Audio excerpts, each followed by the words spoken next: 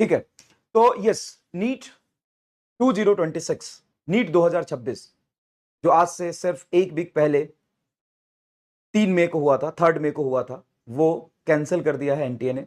Government के साथ काफी लंबी डिस्कशन हुई उनकी, और पेपर लीक जो हुआ था उसको कंसीडर करते हुए नीट 2026 कैंसिल कर दिया। अब आगे आपका फॉर्म फिलअप तो नहीं होगा, लेकिन आपका एडमिट कार्ड फिर से आएगा, आपको नया सेंटर अलॉट होगा, और एग्जाम का डेट, एडमिट कार्ड रिलीज होने का डेट, आपका एग्जामिनेशन सेंटर और सिलेबस वगैरह तो वही रहेगा। वो कब आएगा, कैसे आएगा, एनटीए फिर से अनाउंस करेगी। लेकिन ये जो चीज हुआ है, ये चीज पूरे 10 साल बाद दोबारा से हुआ है। ये एग्जैक्टली हुआ था 2015 में, और 10 से 11 साल बाद ये दोबारा से हुआ है। अब हम बात करते हैं कि ऐसा होना चाहिए था कि नहीं होना चाहिए था। देखो बाबू, ऐसा है, 2024 में भी ना बहुत हंगामा हुआ था, लेकिन एनटीए ने पेपर कैंसिल नहीं किया। अभी पेपर कैंसिल क्यों कर दिया? क्योंकि शायद वो जो कह रहा था कि मैं सीरियस हूं, शायद वो कह रहा था कि ये स्कूल एग्जाम नहीं है, इसको हम बहुत सीरियस ले रहे हैं।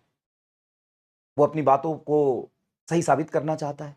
जो नीट का पेपर लीक हुआ था, हमें पता है कि वो सीकर तक पहुंचा था, है ना, हमें पता है कि वो सीकर तक पहुंचा था, हमें पता है कि वो केरल से जाके सीकर और झुंझुनू में पहुंचा था, लेकिन वो एक्चुअल में कहां कहां गया था शायद जांच में आ गया होगा, वो हमें बता नहीं रहे हैं, लेकिन इसका इंपैक्ट बहुत ज्यादा होगा।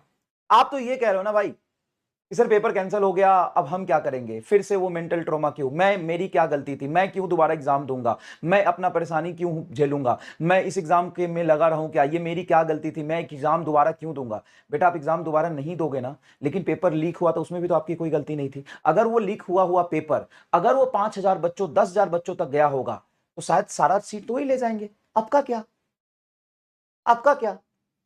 आपके नंबर अगर 630 आ रहे हैं, 640 आ रहे हैं, 650 आ रहे हैं, लेकिन आपको नहीं पता ना कि जो पेपर लीक हुआ है उसको कितने लोगों ने यूज किया है, कितने बड़े बड़े लोगों ने उसको खरीदा है, किस लेवल तक वो पेपर्स पहुंचा है।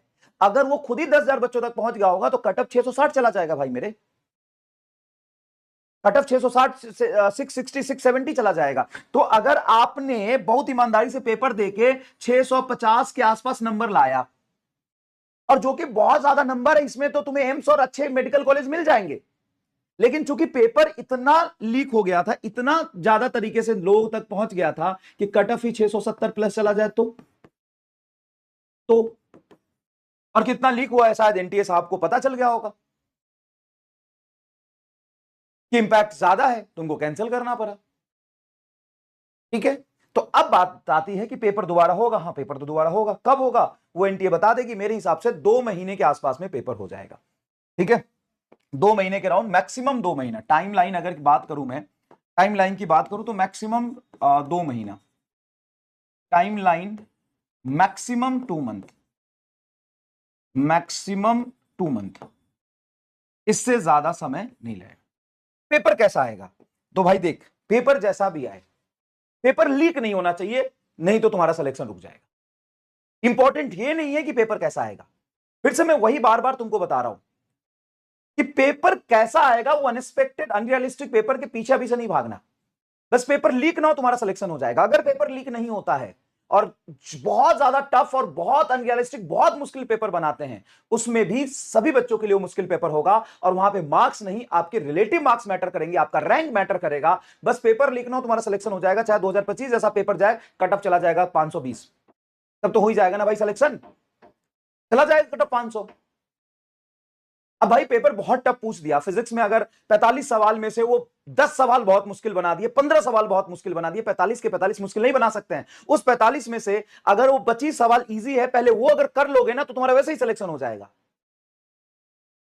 फिर से वही बातें तुम भटकने वाली बातें करने लगते हो। अरे भाई, कुछ ऐसा बहुत अजीब सा क्वेश्चन बना दिया, पेपर टफ बना दिया, तो कुछ 2-4 क्वेश्चन तो ऐसे भी होते हैं जिसमें मास्टर को बिठा दो वो भी ना कर पाए। तो जो मास्टर भी नहीं कर सकता, उसके पीछे तुम भागोगे कि 45 में से अगर तुम 25 कर लेते हो और कट ऑफ 500 जाता है, तो तुम कर क्वालिफाई तो कर लोगे ना। इसके पीछे भागना चाहिए ना तुम्हें, तुम्हें इसके पीछे भागना चाहिए कि जो पूरा सिलेबस है, वो पूरा सिलेबस मैं कैसे अच्छे से रिवाइज कर पाऊं, जो पीवाईक्यू है वो मैं कैसे कर पाऊं, जो 1 मिनट में होने वाले सवाल है, जो कि चाहे जितना मुश्किल पेपर आ जाए, 45 में से उसके 25-30 क्वेश्चन वैसे होंगे वो मैं कर पाऊं, और बाकी जेई मेन के लेवल के अच्छे क्वेश्चंस की भी प्रैक्टिस करूं। मैथमेटिकली अगर एक पेज का सवाल जा रहा है तो नीट के लिए नहीं है, चाहे पेपर टफ है या पेपर इजी है या पेपर रिलेवेंट है या पेपर इररिलेवेंट है, पेपर 24 जैसा है, पेपर 25 जैसा है, पेपर 26 जैसा है, अगर सॉल्यूशन 4 5 6 7 लाइन में जा रहा है फिजिक्स का, तुम नीट में बैठ के नहीं कर पाओगे, इस बात को मान लो, क्योंकि तुम्हें 90 क्वेश्चन पहले बायोलॉजी करने हैं। बायोलॉजी में जब तक तुम 350 345 नंबर मार्क्स एक्वायर नहीं करते हो, बायोलॉजी में जब तक तुम 355 340 350 नंबर नहीं लाते हो, तब तक तुम किसी भी टफ पेपर की तैयारी के बारे में छोड़ दो सोचना। तुम ये सोचो कि कितना भी पेपर टफ आ जाएगा तो फिजिक्स से 45 सवाल ही आएंगे, 90 नहीं आएंगे, 90 बायोलॉजी के ही आएंगे, 45 केमिस्ट्री के ही आएंगे। उसके बाद जो फिजिक्स का क्वेश्चन आएगा, पेपर बहुत टफ है, कटअप 520 530 जाएगा, सारे क्वेश्चन के पीछे नहीं भागना, पेपर बहुत टफ आता है, लॉजिकली सोचो, कंसेप्चुअली सोचो, थोड़ा दिमाग लगाओ। उसमें से भी 25 से 30 क्वेश्चंस अगर तुम बहुत अच्छे से निकाल के ले जाते हो, तुम्हारा सिलेक्शन सिक्योर हो जाएगा। उसके बाद अच्छे लेवल की क्वेश्चंस की प्रैक्टिस थोड़ा थोड़ा और करना। भाई वो बहुत टफ पेपर बनता है ना, तो जो 4 क्वेश्चन होते हैं ना, वो पहले अटेम्प्ट में छोड़ने के लिए बनता है। पहले जो 45 बहुत इजी क्वेश्चंस, एक लाइन में होने वाला क्वेश्चन, पीवाईक्यू बेस्ड क्वेश्चन के भी 4 नंबर मिलते हैं, बहुत टफ क्वेश्चन के भी 4 नंबर मिलते हैं। तो पहले आपको बायोलॉजी ही करना है, फिर आपको केमिस्ट्री करना, फिर फिजिक्स में आना है, फिर फिजिक्स में ये देखना है कि 45 में से कौन से सवाल में से होने वाले हैं, कौन से डुएबल है, कौन से 1 मिनट में हो सकते हो, वो पहले करिए। फिर आप वो क्वेश्चंस जो थोड़े से लेंदी रख रहे हैं उसको छोड़ दीजिए। फिर सेकंड अटेम्प्ट में जब टाइम मिलता है वो करिए। सारे कंप्लीट पेपर में सारे आसान सवाल करना जरूरी है कि टफ सवाल पहले अटेम्प्ट करना जरूरी है? ये बताइए आप। अगर आप ये सोच रहे हैं, बच्चे एक्चुअल में मेरे से फोन करके 2-4 बच्चे रोने लग गए भाई कि सर मैं क्या करूं, पेपर कैंसिल हो गया, सर मैं क्या करूं। वैसे भी आपका कुछ नहीं हो रहा था, किस लेवल पे पेपर लीक था, और कट ऑफ अगर इस लेवल पे पहुंच जाता तो ऐसे भी नहीं हो रहा था ना कुछ, वैसे भी नहीं हो रहा था ना कुछ। तो मैं आपको यही कहना चाहता हूं कि आप शांत रहिए। और अभी अभी हमने उम्मीद सीरीज में पढ़ाया है, अभी अभी महारिविजन हुआ है, अभी अभी मल्टीपल सोर्सेज हैं, वो सारा कवर करिए। और किसी चीज की जरूरत होगी हम आपको देंगे, कराएंगे, समझ रहे हो?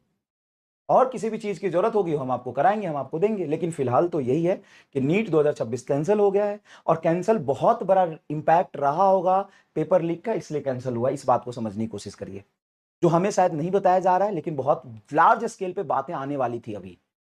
तो एनटीए ने ये सोचा होगा कि बहुत सारी चीजें सामने आए और हमारी इमेज पे धब्बा लगे। वैसे तो लग ही गया फिर से, मतलब पिछले 70 साल में 70 साल हो गए ना, हाँ लगभग 100 बार तो पेपर लीक हुआ है।